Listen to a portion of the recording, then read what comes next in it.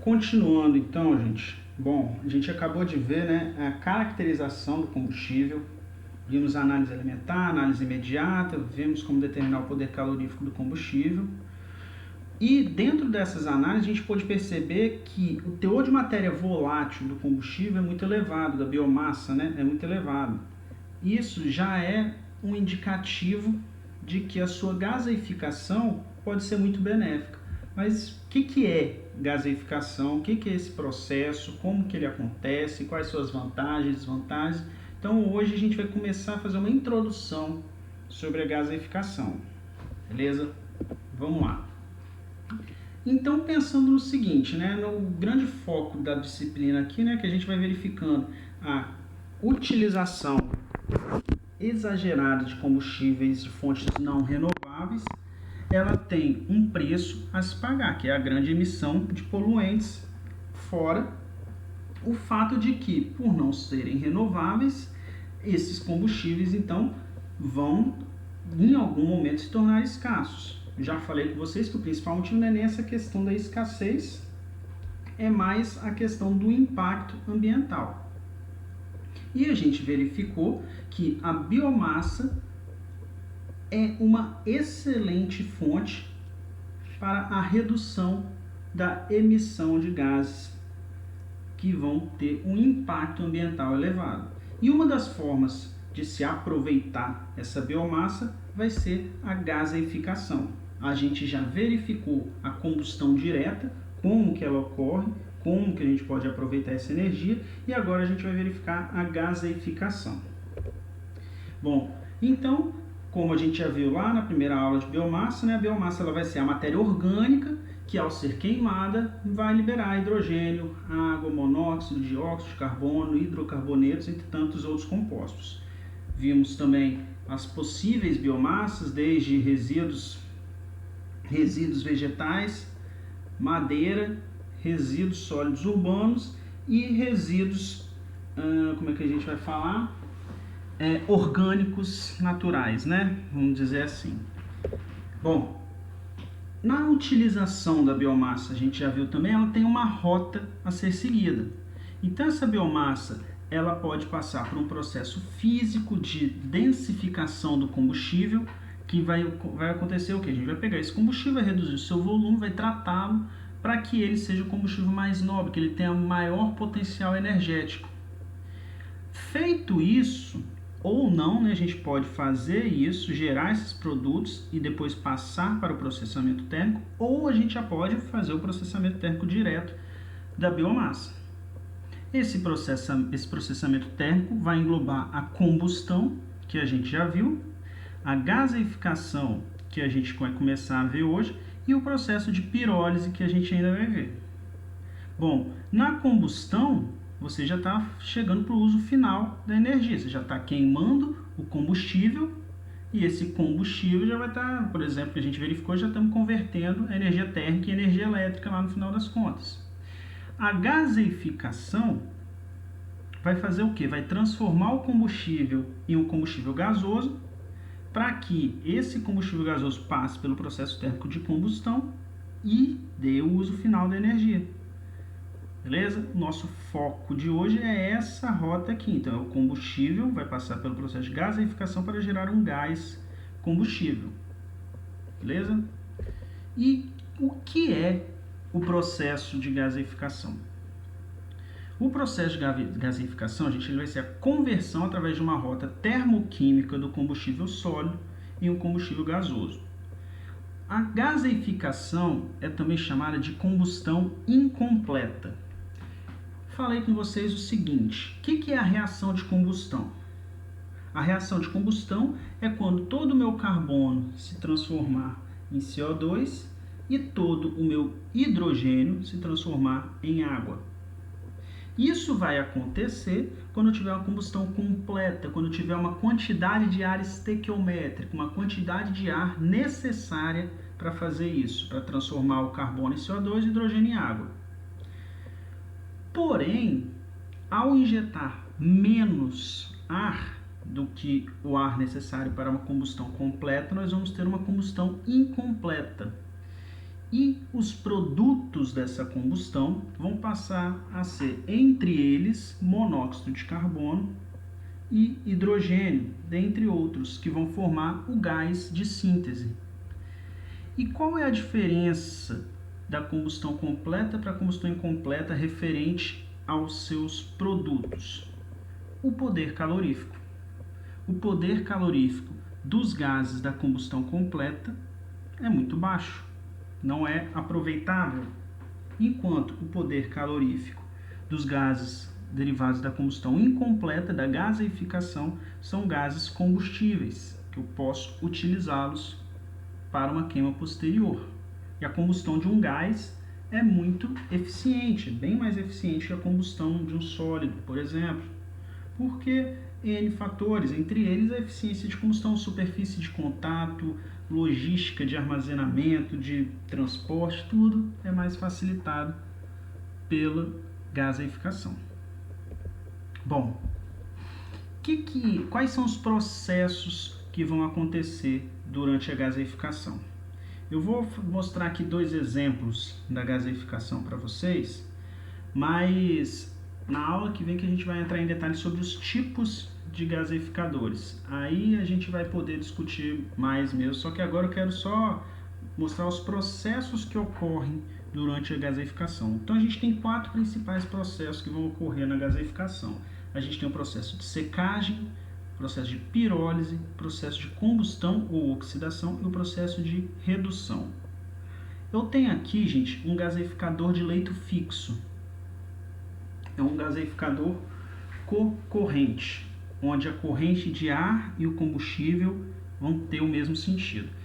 Bom, vamos lá. Essas zonas aqui da gaseificação, elas só vão aparecer quando estiver em regime permanente. Como assim? Depois que a queima estiver ocorrendo já há algum tempo e os parâmetros estiverem estabilizados. Por quê? Quando começar vai estar tudo aqui o verdinho, vamos dizer assim, né?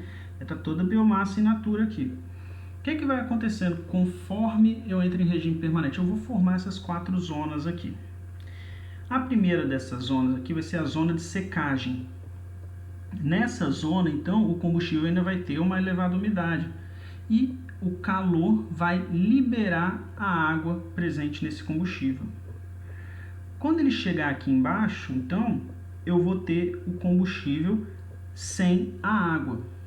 E a gente já viu lá na análise na análise imediata, que a primeira coisa a ser eliminada vai ser a água. Depois, quem vai ser eliminado vão ser os materiais voláteis.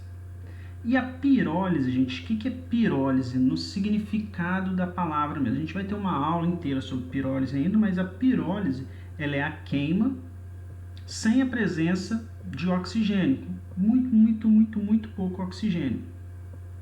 Então vai ocorrer um aquecimento aqui sem ter oxigênio passando, para liberar os gases pirolíticos, que vai ser o combustível, vamos dizer assim, que ao reagir os gases eliminados, os voláteis eliminados aqui reagirem com ar, a gente vai chegar na zona de combustão. Nessa zona de combustão é uma zona de altíssima temperatura. Aqui eu vou ter a reação de combustão acontecendo e depois eu vou ter a reação de redução.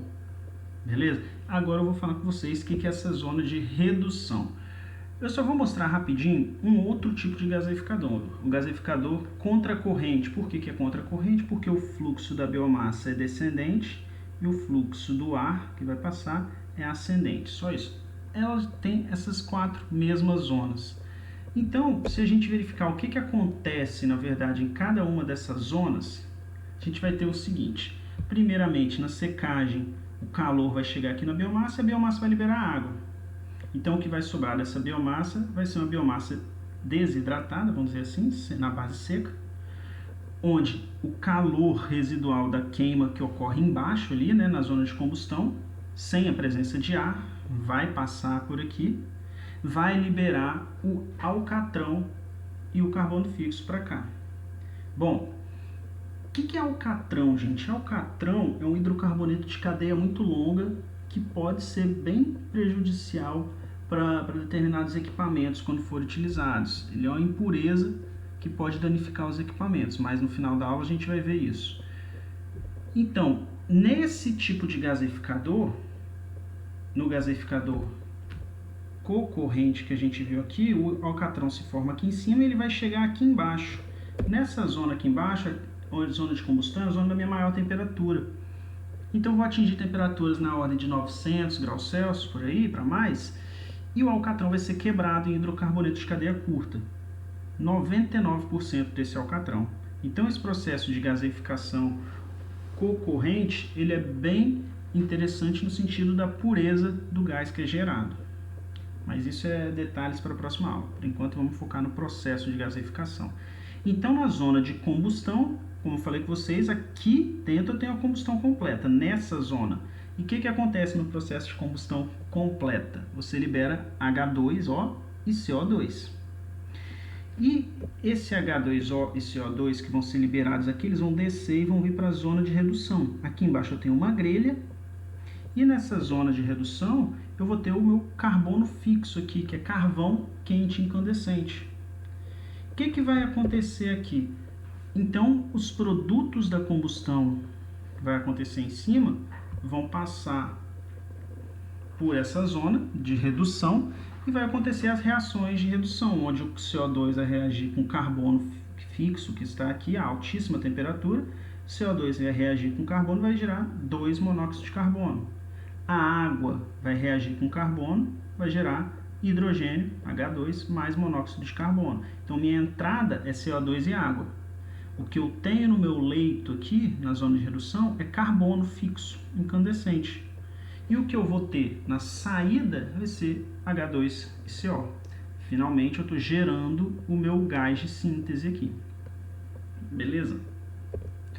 Bom, na gaseificação, a gente tem algumas rotas que a gente pode seguir.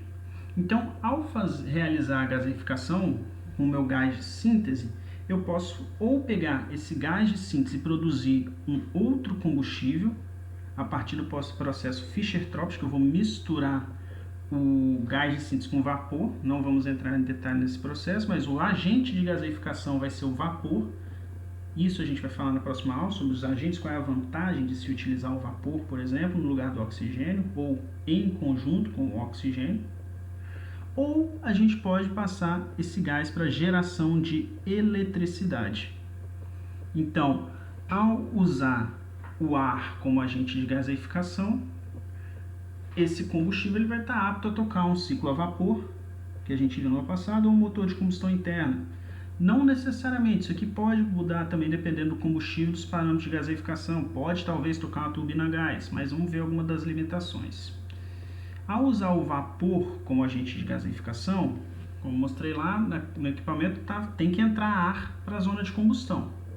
Porém, se eu usar um vapor, a vantagem é que no vapor você tem hidrogênio, tem água, né? Então você pode usar essa água também para decompor essa água, tem mais hidrogênio no seu combustível. Hidrogênio é o combustível mais nobre que tem, né? Então isso é positivo. Então, usando o vapor como agente de gaseificação, pode-se tocar também uma turbina a gás, um ciclo combinado, que vai ser o nosso objetivo aqui, ou células combustível. Bom, dependendo do meu agente de gaseificação, eu vou gerar um combustível com um poder calorífico variando. Então, se eu usar ar, geralmente obtém-se um poder calorífico de 4 a 6 megajoules por metro cúbico normal. Ou se eu usar o vapor, a gente pode ver que o poder calorífico sobe bastante. Beleza? E isso é importante para a gente poder saber qual o potencial de geração energética do combustível que eu vou estar analisando. Bom, vamos pegar umas informações agora sobre a possível aplicação. O que eu mostrei para vocês hoje foram 2 gaseificadores, que a gente vai entrar em detalhes na aula que vem, que são 2 gaseificadores de leito fixo. O gaseificador downdraft, que é o co-corrente, e o updraft, que é o contracorrente. O que a gente tem aqui é o teor de alcatrão do gás que a gente gera. Então a gente percebe que no downdraft, por exemplo, o teor de alcatrão é muito pequeno, na ordem de 15 a 500 miligramas por normal metro cúbico. Enquanto um updraft é de 30 a 150 gramas, então é muito maior. A gente percebe que o downdraft, o co-corrente, vai gerar um gás mais puro, entre aspas.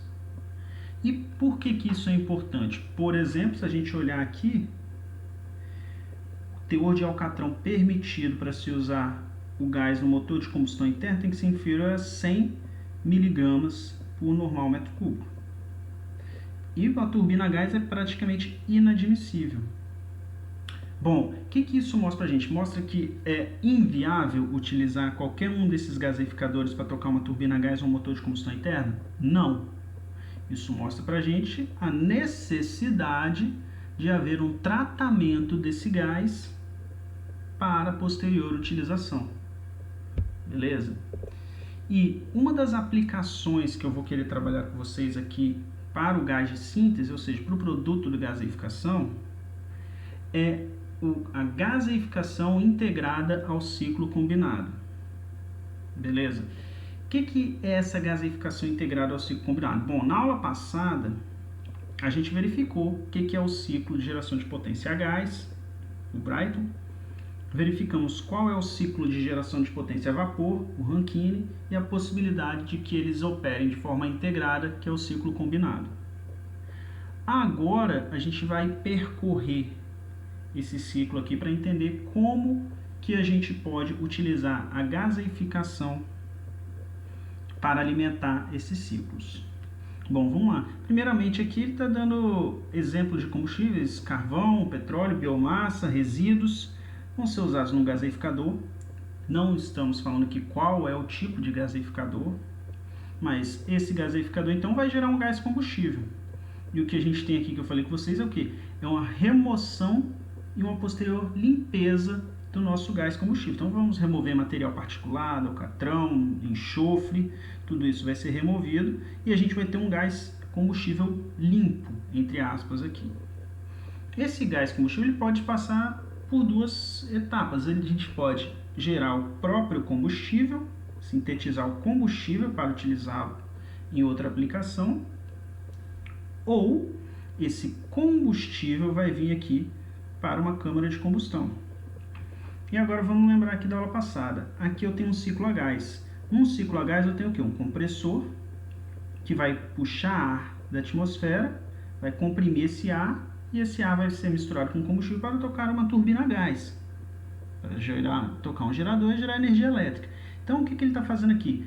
O compressor vai succionar o ar da atmosfera, vai jogar uma parte desse ar para a câmara de combustão e uma parte desse ar comprimido vai entrar aqui para agir como agente oxidante da gaseificação. Então, o compressor vai ter a função de jogar ar para o gaseificador e jogar ar para a câmara de combustão. Na câmara de combustão, a gente tem a reação de combustão, logicamente vai gerar o gás combustível com alta pressão, alta temperatura, vai tocar a turbina a gás e a turbina a gás aciona o gerador e o compressor para que isso ocorra de forma contínua. Bom, aí a gente já verificou que um dos problemas do ciclo a gás é que a exaustão da turbina ocorre numa temperatura muito elevada.